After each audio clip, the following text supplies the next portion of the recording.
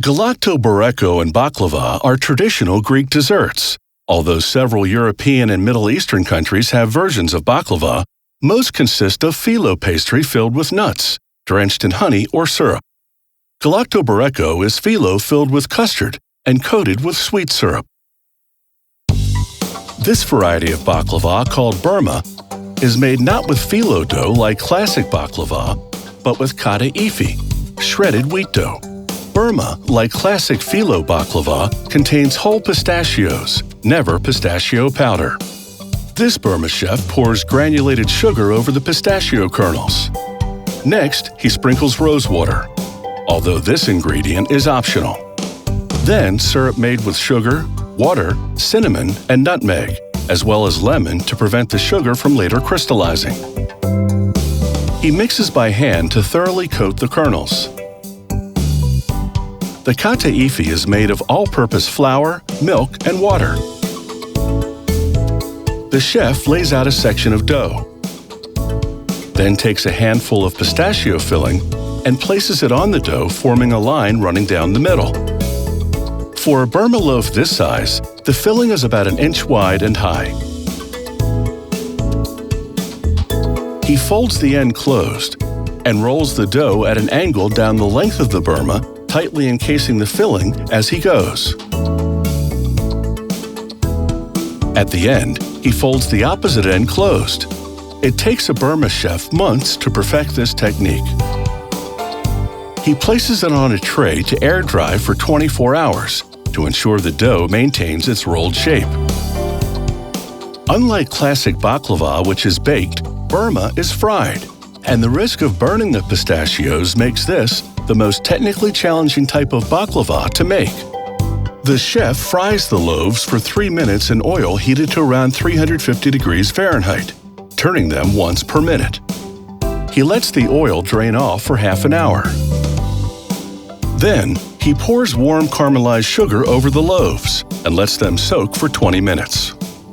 The sugar-to-water ratio and the boiling time of the caramelized sugar have to be just right. Otherwise, it will become either too hard or too gooey when it cools. After letting the excess drain off, the loaves rest for about 3 hours. Then the chef rolls the loaf to flatten out the bumps and slices it into equal pieces. But if there's a protracted battle waging between your sweet tooth and your willpower, you've got plenty of time to work your way through a box of Burma because it stays fresh for 2 weeks. To make Galaktoboureko, the chef begins with 2 ingredients: milk and semolina. After bringing the milk to a boil, he gradually adds the semolina while whisking and lowering the temperature. Once the mix thickens, he sets it aside to cool.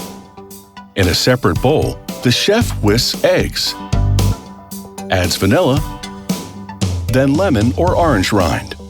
Other options are orange blossom or rosewater extract.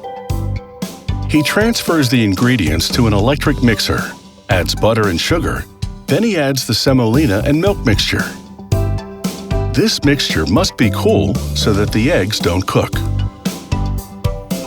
Once everything is thoroughly blended, the Galaktoboureko custard is ready.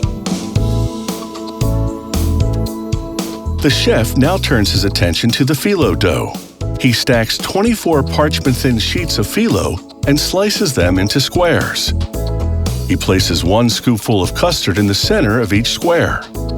The traditional Greek way is to roll the squares, or bake a large Galaktoboureko in a pan, and then cut it into squares. However, this chef folds over each square to make Lebanese-style triangles. He douses the top with clarified butter that's been boiled to separate out the solids and leave just the oil. Then he bakes the pastries for 45 minutes at 325 degrees Fahrenheit.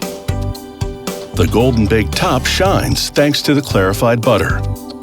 The chef cooks the same syrup he made for the baklava: sugar, water, cinnamon, nutmeg, and lemon, and generously drizzles the mixture all over the Galaktobourекos. He sprinkles on cinnamon for traditional flavor and some crushed pistachios for decoration.